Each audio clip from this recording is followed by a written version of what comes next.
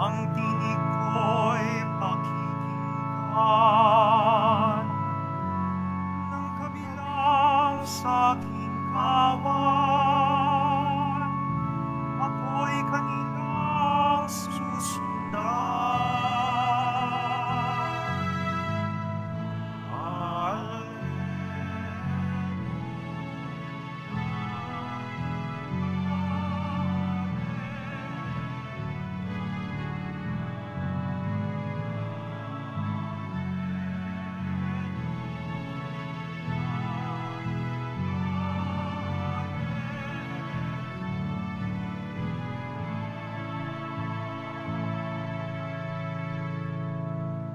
Sumainyo ang Panginoon. At sumaiyo rin. Ang mabuting balita ng Panginoon ayon kay San Juan. Papuri sa iyo, Panginoon. Taglamig noon, kasalukuyang ipinagdiriwang sa Jerusalem ang pista ng pagtatalaga ng templo. Naglalakad si Jesus sa templo sa portiko ni Solomon. Pinaligiran siya ng mga Hudyo at sinabi sa kanya, "Hanggang kailan mo kami pag-aalinlanganin? Kung ikaw ang Kristo, sabihin mo na ng tiyakan." Sumagot si Jesus, "Sinabi ko na sa inyo, ngunit ayaw ninyong maniwala.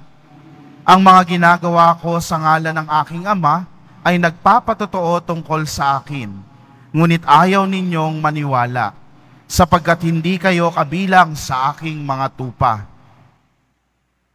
Nakikinig sa akin ang aking mga tupa, nakikilala ko sila at sumusunod sila sa akin. Binibigyan ko sila ng buhay na walang hanggan, at kailan may hindi sila mapapahamak. Hindi sila maaagaw sa akin ni numan. Ang aking Ama na nagbigay sa kanila sa akin ay lalong dakila sa lahat, at hindi sila maaagaw ni numan sa aking Ama. Ako at ang Ama ay iisa." Mga kapatid, ang mabuting balita ng ating kaligtasan. Pinupuri ka namin, Panginoong Heso Kristo. Magsiupo ang lahat. Isang pinagpalang gabi po sa ating lahat. Good evening. At sa mga kasama rin natin na mga kapwa nating deboto ng Poong Jesus Nazareno na kasama natin sa pagdiriwang ng banal na misa sa iba't ibang social media platforms ng Quiapo Church. Ang pagpapala ng ating Panginoong Jesus Nazareno ay sumainyo saan mang dako kayo ng Pilipinas o saan dako man kayo ng mundo. Tayo nga ay nasa ika-4 na linggo ng muling pagkabuhay ng ating Panginoon. At sa ika-4 na linggo, isang makapangyarihang imahen, no? Ang napakapamilyar din sa atin ang patuloy nating pinagninilayan, si Jesus bilang ating mabuting pastol, no? Kaya pinag-uusapan ang tupa at ang pastol. Ang pagpapastol ay isa sa mga pangunahing mga pinaghahanap ng buhay o pinagkakakitaan, lalo noong mga panahon pa ni Jesus at bago pa man ang panahon ni Jesus, no? Kaya mahalaga ang gampanin ng mga pastol at magandang tanungin, mahalaga ba yung tupa para sa mga pastol? No? Gaano ba kahalaga yung tupa para sa isang pastol? Alam niyo po, ang mga tupa nung panahon pa man ng Old Testament o nung Lumang Tipan, unang-una sa lahat, nagiging source na ng nourishment o ng pagkain para sa tao. Kanyang laman at saka yung gatas na nagmumula sa tupa. Hindi tayo pamilyar doon kasi wala namang masyadong tupa dito sa ating Pilipinas. So pwede nating ihambing sa baka, sa kalabaw, at kung ano pa mang mga alaga, no, sa bukirin. Pangalawa, no, ang mga tupa ay pinanggagalingan din ng tinatawag po nating wool, na kapag kahinabi ay isang magandang klase ng tela. No? So pangalawa. Pangatlo, no, maari din itong gamitin ang mga tupa bilang pambayad. So parang nagiging ng komersyo. Ginagamit po sa komersyo kaya pambayad utang. So pwede, no? At pang-apat at sa tingin ko pinakamahalaga, ang tupa noon ay ginagamit para sa pagsasakripisyo at pag-aalay ng mga Hudyo na dadalhin nila sa templo. So ganun po kahalaga ang tupa para sa pastol. Kaya kapag nga po may nawawalang isang tupa, kagaya ng ng kwento ng ating Panginoong Hesus, hindi ba? Pag may nawawala na isa sa 100 tupa, hinahanap niya yung nag-iisa. Kasi malaking bagay o malaking halaga ang mawawala kapag nawala ang isang tupa. So kaya nating sabihin na ang tupa ay mahalaga sa pastol kasi mahal ang halaga ng tupa. Yeah? Mahalaga kasi mahal ang halaga. Expensive. So maari silang malugi kapag may nawalang tupa.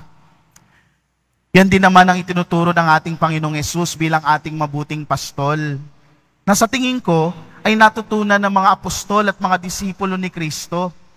Narinig natin sa unang pagbasa, nang namatay si Esteban, si Saint Stephen, dahil sa pagpapalaganap ng mabuting balita, ang ilan pang mga disipulo ay nagpunta sa iba't ibang lugar, kahit na merong panganib, pumunta sila para magpahayag ng mabuting balita. Nang mapalitaan po ito ng simbahan sa Jerusalem, nagpadala agad sila ng kanilang kinatawan para kamustahin, para magmalasakit doon sa mga disipulo na naroroon sa kanilang mga misyon.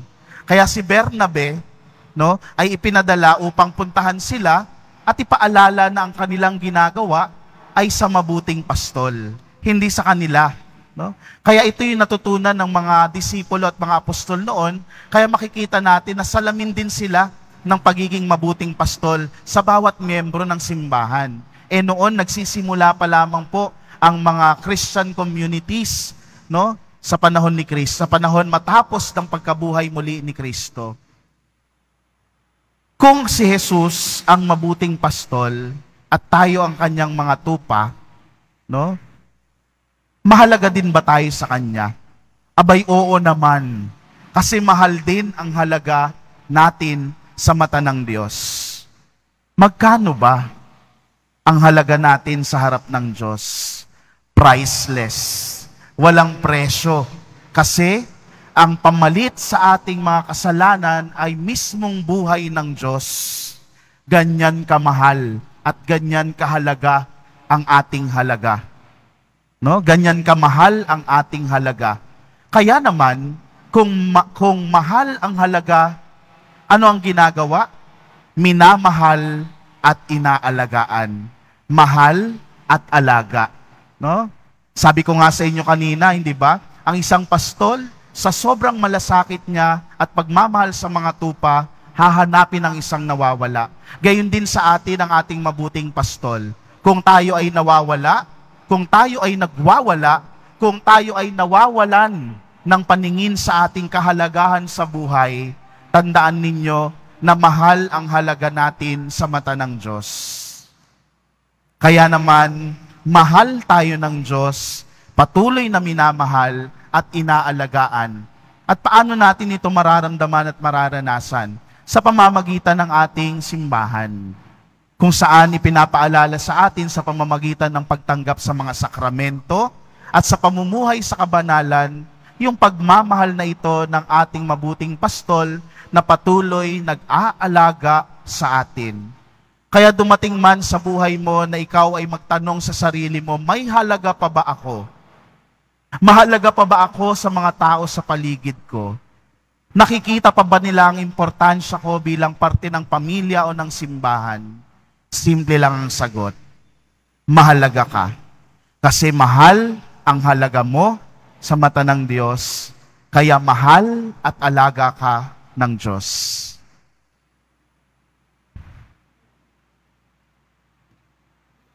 Magsitayo po ang lahat.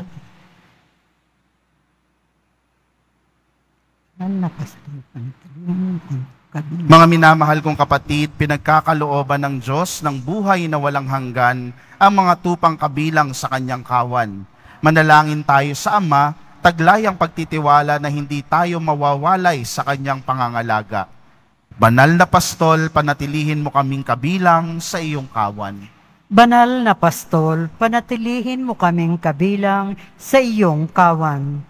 Ang Santo Papa at mga obispo, naway mga tunay na pastol sa pamamagitan ng pag-akay sa kanilang kawan sa luntiang pastulan. Manalangin tayo. Banal na